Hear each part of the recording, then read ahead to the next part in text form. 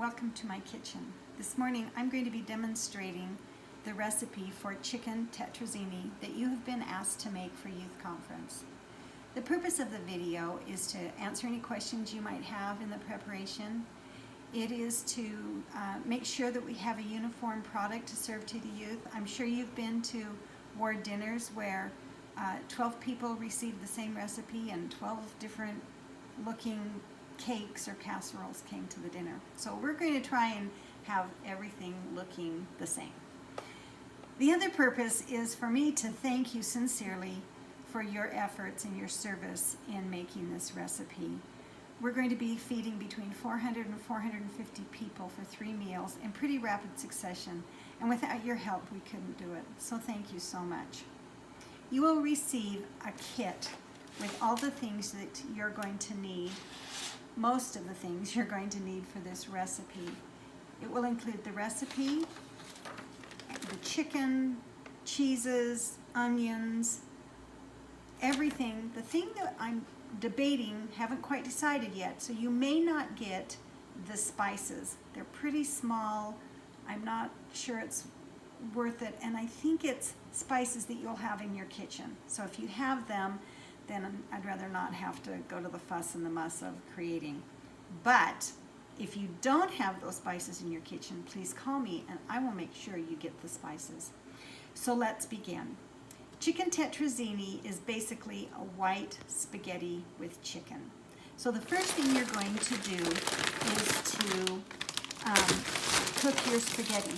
Now these pans, these large foil pan that you're going to be asked to make it in, will hold 3 times the recipe. So you're going to have to make this recipe 3 times, or, you know, do it like I'm going to explain to help.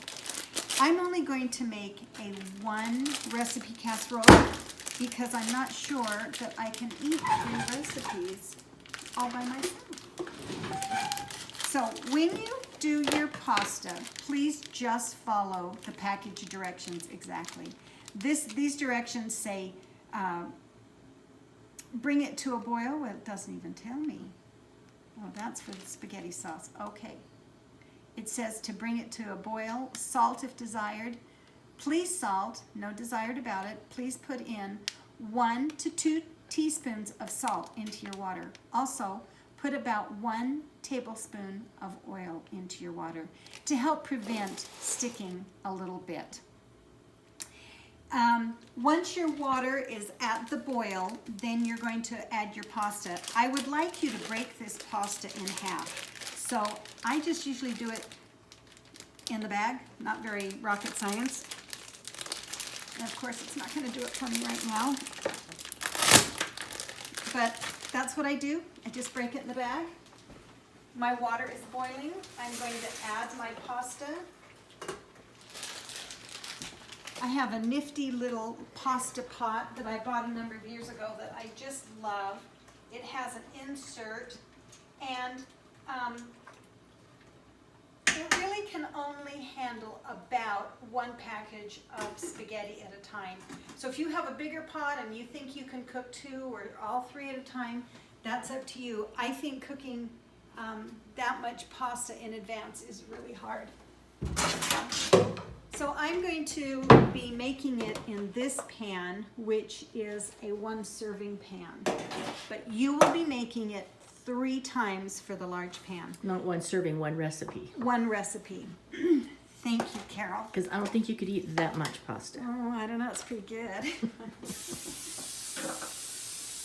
So I'm going to give the pan a good spray with Pam.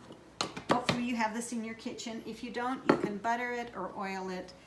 Just put some kind of oil between the pasta and the pan. So I've got this back up to the boil. Alexa, 7-minute timer. So I'm going to give it another quick stir. Starting now. And then I'm just going to let that boil away. One thing I wanted to demonstrate was how I chop onions. And maybe you chop onions this way too.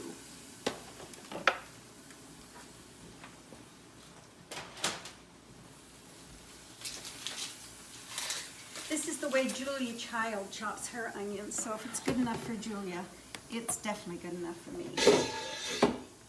I come to the non-root end and I cut off a thin slice. I tip it on that cut slice and I cut through the root end. I've left the peels on and everything at this point.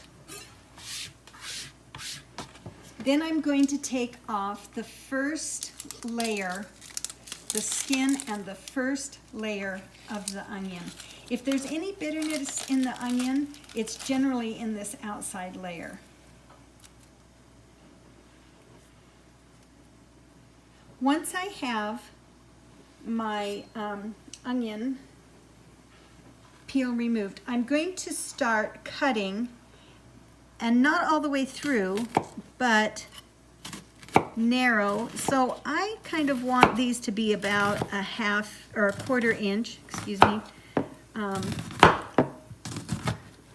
And I'm just going to cut through almost to the root, but not all the way through, so it's all still intact. Now I'm going to cross cut. Again, about a quarter of an inch. And if this isn't the slickest way to dice an onion, I'd like you to show me what's better, because I always want to know the best way to do something. When I get about to here where my cuts have stopped, I fold it down on its side. I cut again right into the root, any places that didn't get, and then I dice it this way.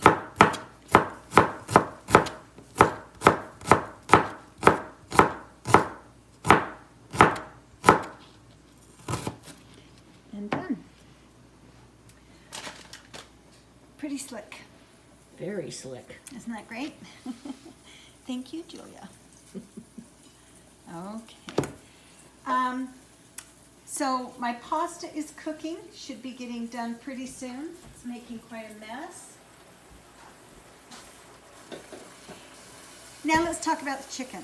You're going to be asked to cook a lot of chicken, 12 chicken breasts. And the chicken breasts in these Costco bags, they're pretty good, big sized chicken breasts. So you can do it one of two ways. I'm going to leave it up to you.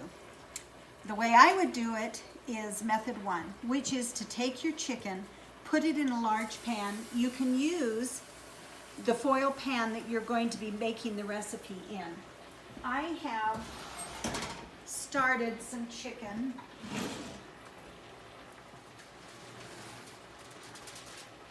So what you're going to do is you're going to pile your chicken in. Mine was frozen, so it's not quite done. You put it in the oven frozen. In the oven, frozen. Here it is. I salt and pepper it good, and I put it in, and then I let it cook.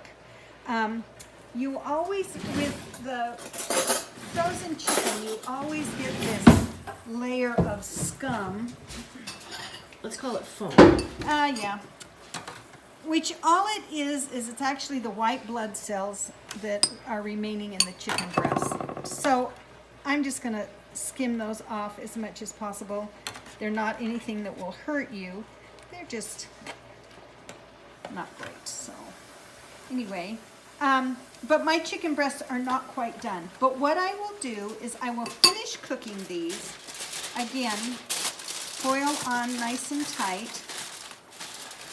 And then I will allow them to completely cool down and probably put them in my fridge. I would be doing this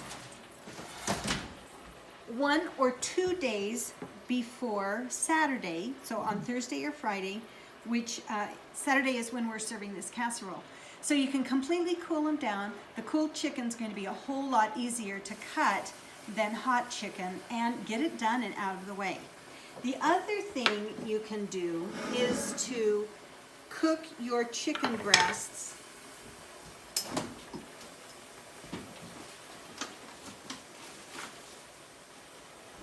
in a frying pan or a skillet. I defrosted these last night in my fridge, but they're not quite defrosted. So I'm only going to do one. I'm going to crank this way up to high and see if we can get that cooking real fast. Carol, we might want to turn this off for a minute until we get